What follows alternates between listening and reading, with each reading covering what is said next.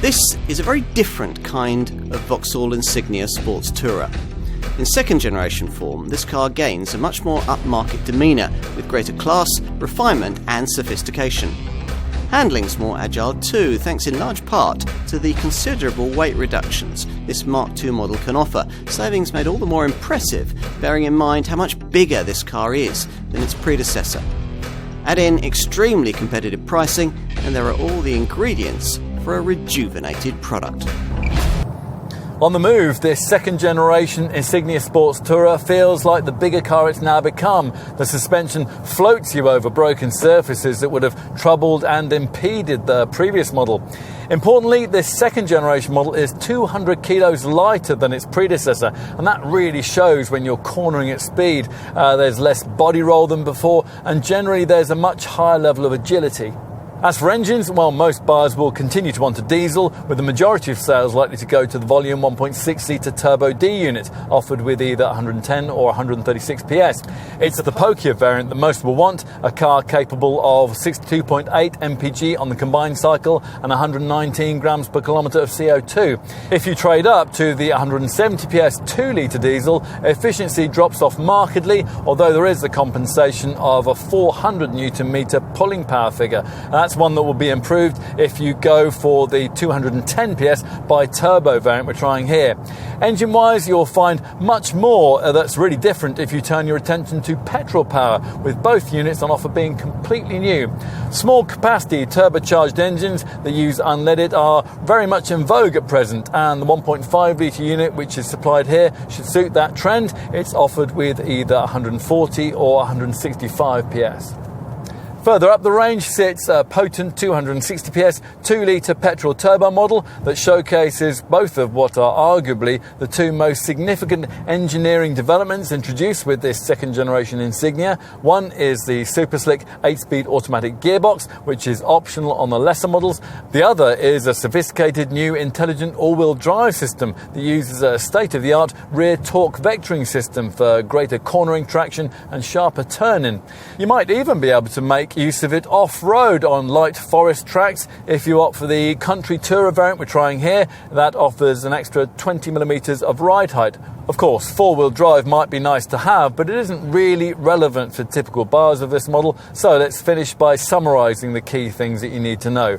The Insignia Sports Tourer now easily matches class-leading Passat and Mondeo estate models in terms of refinement and drive dynamics, and it's now got pretty much all the technical sophistication that you'd get from a German premium brand station wagon model in the segment too. As a result, you'd not only like one of these, but you might even conceivably want one. Now for Vauxhall, in this part of the market, that has to represent a big step forward. You might not previously have perceived the idea of running a mid-sized Vauxhall estate car as being in any way aspirational. Well, perhaps you need to think again. This one might still campaign in much the same market segment as its predecessor, but it's moved up a class in almost any way you care to name, most particularly in style and size. Okay, enough with the aesthetics. This is an estate car and you're going to want to know just how practical it's going to be for your family needs. So let's take a look at that now. Now, this optional powered tailgate can be set to the exact height of your garage ceiling, and it rises to reveal 560 litres of carriage space. If you want to carry longer items but you still need to take rear seat passengers, then this 40-20-40 split rear bench will be a boon, allowing you to easily push through lengthier items like skis. Dropping the rear bench, that can be done easily using these switches on either side of the cargo area walls, a process that frees up to 1,665 litres of fresh air should you need it.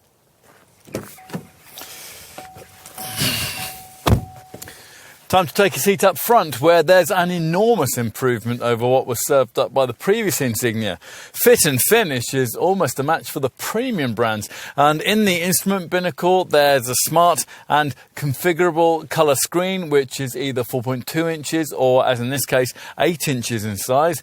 Now, anything that can't tell you will almost certainly be found on this centre dash IntelliLink infotainment monitor.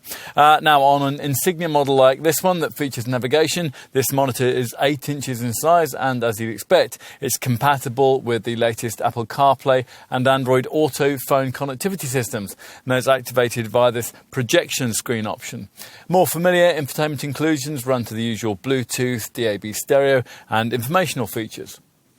Talking of media connectivity, we also ought to cover the other key piece of standard technology which is available with this car, the OnStar Personal Connectivity and Service Assistant. Now, this includes a vehicle tracking system in case of theft. It creates in the Insignia an in-car Wi-Fi hotspot, and it'll allow you to monitor key information via a downloadable My Vauxhall smartphone app. OnStar will also automatically alert the emergency services if the airbags deploy, and if you press the system's blue button on the roof here, you'll be connected through to an operator who can find out just about any information you might need throughout your journey, and can even download directions directly into the IntelliLink sat-nav system. Time to check out another area of this car that might really sell it to you: the back seat.